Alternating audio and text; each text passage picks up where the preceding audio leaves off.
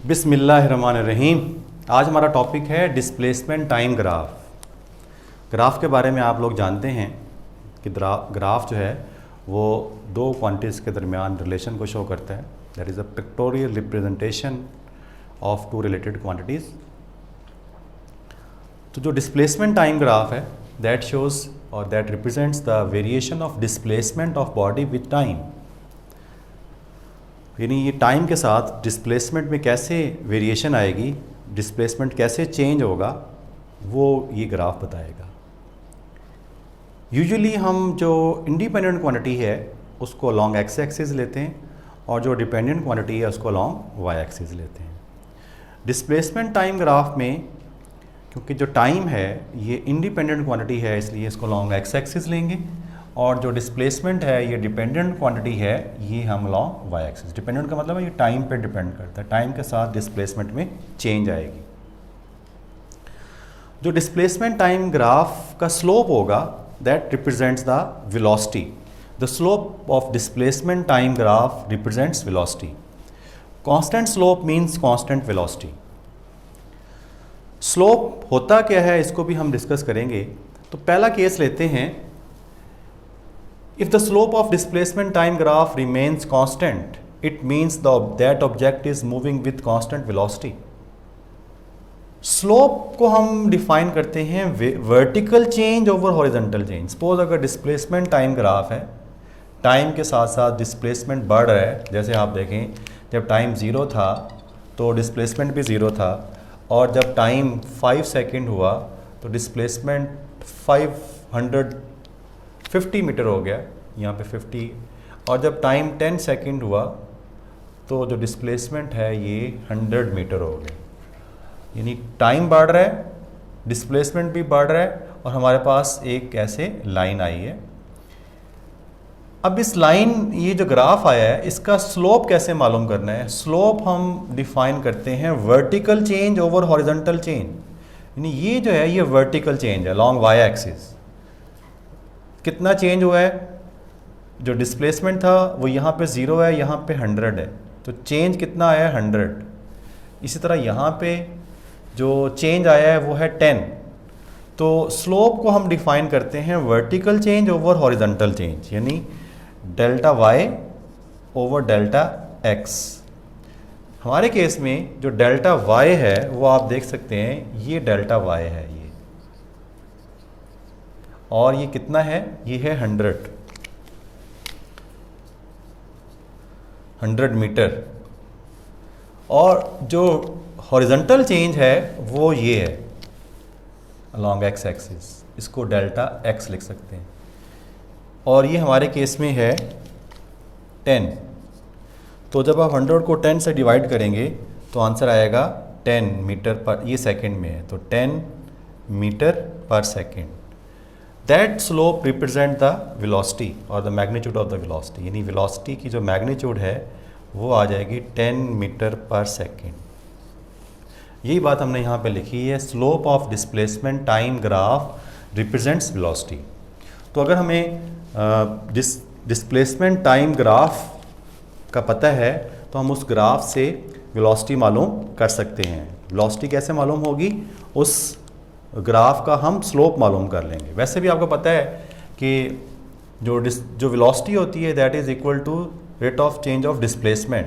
तो del D over del T. तो del D जो है ये 100 है और डेल टी जो है ये 10 है। अब यहाँ पे क्योंकि जो स्लोप है वो चेंज नहीं हो रहा, किसी भी पॉइंट पे आप देखें स्लोप जो है यहाँ पे, यानी इस जगह इस पॉइंट पे देखें 5 और 50, यहाँ पे भी जो स्लोप है वो 10 ही है। यानी 50, ये वर्टिकल चेंज 50 और हॉरिजॉन्टल चेंज 5, 50 ओवर 5 10। किसी भी पॉइंट पे आप देखेंगे कि जो स्लोप है वो 10 ही आएगा, 10 मीटर पर सेकेंड। यानी स्लोप जो है वो चेंज नहीं हो रहा। स्लोप चेंज नहीं हो रहा मीन्स जो बॉडी है वो कांस्टेंट वेलोसिटी से मूव कर रही है। किसी भी पॉइंट पे आप अगर वेलोसिटी मालूम करेंगे तो वो कांस्टेंट रहेगी, वो होगी 10 मीटर पर सेकेंड।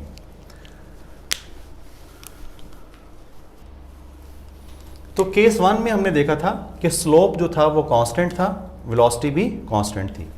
अगर डिस्प्लेसमेंट टाइम ग्राफ कुछ इस टाइप का है, जैसा कि आपके सामने ये कर्व बनी हुई है, तो ये कर्व ये शो कर रही है कि जो डिस्प्लेसमेंट है, जो स्लोप है, ये कांस्टेंट नहीं है, यानी स्लोप इंक्रीज कर रहा है।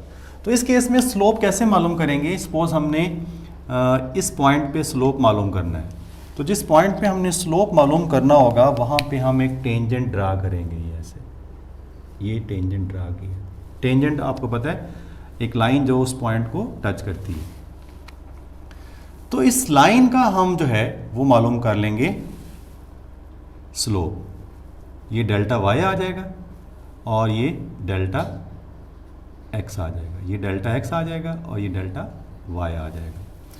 तो जो स्लोप होगा वो बराबर होगा delta Y over delta x at this point A. ये कोई पॉइंट ए है। इसी तरह अगर हमने बी पॉइंट पे स्लोप मालूम करना होगा तो हम बी पॉइंट पे एक टेंजेंट ड्रा करेंगे ऐसे, और इस बी पॉइंट पे भी हम मालूम कर सकते हैं ये डेल्टा वाई होगा और ये डेल्टा एक्स होगा। तो आप देखिए स्लोप इंक्रीज कर रहा है, ये यहाँ पे स्लोप कम है और यहाँ पे स्लोप ज़्यादा हो गया। स्लोप आप आई थिंक कि समझ आ गई है आपको। If the slope of displacement time graph increases, जैसा कि यहाँ पे आप देख सकते हैं, ये हमारे पास कर्व थी, ये हमारे पास ऐसे डिस्प्लेसमेंट टाइम ग्राफ की कर्व आई। तो हमने देखा कि ए पॉइंट पे स्लोप ये है और बी पॉइंट पे स्लोप ज़्यादा हो गया है। स्लोप कांस्टेंट नहीं है, स्लोप इंक्रीज कर रहा है। इट मीन्स, इसका क्या मतलब होगा? It shows that the object is speeding up और एक्सेलरेटिंग। इसका मतलब ये है कि जो वेलोसिटी है वो बढ़ रही है, यानी बॉडी जो है वो एक्सेलरेट कर रहा है। क्योंकि जो स्लोप है ये किसको शो करता है? डिस्प्लेसमेंट टाइम ग्राफ में ये वेलोसिटी को शो करता है। पहले स्लोप कम है, इट मीन्स वेलोसिटी कम है, फिर स्लोप ज़्यादा हो गया है, इट मीन्स वेलोसिटी भी ज़्यादा हो गई है, यानी बॉडी जो है वो एक्सेलरेट कर रहा है, उसकी वेलोसिटी बढ़ रही है। केस 3 हम लेते हैं। अगर कर्व कुछ इस टाइप की हो तो इसमें आपका क्या ख्याल है कि जो स्लोप है वो इंक्रीज कर रहा है या डिक्रीज कर रहा है? तो इस केस में स्लोप डिक्रीज कर रहा है, यानी यहाँ पे अगर आप देखें ये कोई पॉइंट हम ए लेते हैं तो यहाँ पे जो स्लोप आएगा वो ये आएगा ऐसे, और इसी तरह बी पॉइंट पे हम स्लोप लेते हैं तो वो स्लोप कुछ ऐसे आएगा। तो यहाँ पे जो स्लोप है वो पहले ज़्यादा है फिर कम हो गया। इसी तरह दरमियान में भी आप देख सकते हैं, ये कोई पॉइंट सी हम ले लेते हैं, यहाँ पे जो स्लोप है वो कुछ इस टाइप का आएगा। पहले स्लोप ज़्यादा है फिर आहिस्ता आहिस्ता कम हो रहा है। इसका मतलब ये है कि जो वेलोसिटी है वो भी कम हो रही है, क्योंकि स्लोप किसको रिप्रेजेंट करता है? स्लोप रिप्रेजेंट करता है वेलोसिटी को। वेलोसिटी डिक्रीज हो रही है। If slope of displacement time graph decreases, it shows that the object is slowing down और डिसेलरेटिंग, यानी नेगेटिव एक्सेलरेशन है। जब स्पीड कम हो रही होती है, जब वेलोसिटी कम हो रही होती है, तो हम कहते हैं कि जो एक्सेलरेशन है वो नेगेटिव है। तो ये अगर कर्व कुछ इस टाइप की आएगी डिस्प्लेसमेंट टाइम ग्राफ की, तो आप फ़ौरन समझ जाएंगे कि इस केस में जो एक्सेलरेशन है वो नेगेटिव है और बॉडी स्लो डाउन हो रही है। और अगर ग्राफ कुछ इस तरह का आएगा, डिस्प्लेसमेंट टाइम ग्राफ कुछ इस शेप का आएगा, तो आप फ़ौरन समझ जाएंगे कि जो स्लोप है वो इंक्रीज़ कर रहा है, वेलोसिटी इंक्रीज़ कर रही है और बॉडी का जो एक्सेलरेशन है वो पॉजिटिव है। नहीं, अगर डिस्प्लेसमेंट टाइम ग्राफ कुछ इस टाइप का है, जैसा कि आप ये देख सकते हैं, तो इसमें जो ए बी पोर्शन है, इसमें जो स्लोप है वो कांस्टेंट है और इंक्रीज कर रहा है, कांस्टेंट है, और बी सी जो पोर्शन है इसमें जो स्लोप है वो ज़ीरो है, यानी इसमें क्योंकि वर्टिकल चेंज ही नहीं है, सिर्फ हॉरिजॉन्टल चेंज है। यानी आप देखें जब टाइम ज़ीरो है तो डिस्प्लेसमेंट ज़ीरो, और जब टाइम जो है वो 10 सेकेंड हुआ है तो डिस्प्लेसमेंट 100 मीटर हो गया। फिर जब टाइम 20 सेकेंड हुआ है तो भी डिस्प्लेसमेंट 100 मीटर ही है। जब टाइम 30 सेकेंड हुआ है तो डिस्प्लेसमेंट ज़ीरो हो गया। तो जो ये पोर्शन है ए से बी तक ग्राफ का, ये शो कर रहा है कि स्लोप कांस्टेंट है और body move with constant velocity. क्योंकि स्लोप अगर कांस्टेंट है तो वेलोसिटी भी कांस्टेंट होगी, क्योंकि स्लोप किसको शो करता है, वेलोसिटी को शो करता है। जो BC पोर्शन है ग्राफ का, that shows that the slope is zero. क्यों जीरो है, क्योंकि स्लोप होता है, स्लोप हम कहते हैं vertical change over horizontal change, slope delta y over delta x। तो इसमें डेल्टा y तो जीरो है, तो जब डेल्टा y जीरो है तो फिर स्लोप भी जीरो हो गया, क्योंकि B पे भी डिस्प्लेसमेंट 100 है और C पे भी डिस्प्लेसमेंट 100 है। तो there is no change in the displacement. If there is no change in the displacement, it means the slope is zero. If the slope is zero, it means the velocity is zero, यानी body is at rest. जो CD portion है graph का, that shows that slope is negative. ये slope positive है, ये slope negative है। Up hill हम positive लेते हैं, डाउन हिल हम नेगेटिव लेते हैं स्लोप।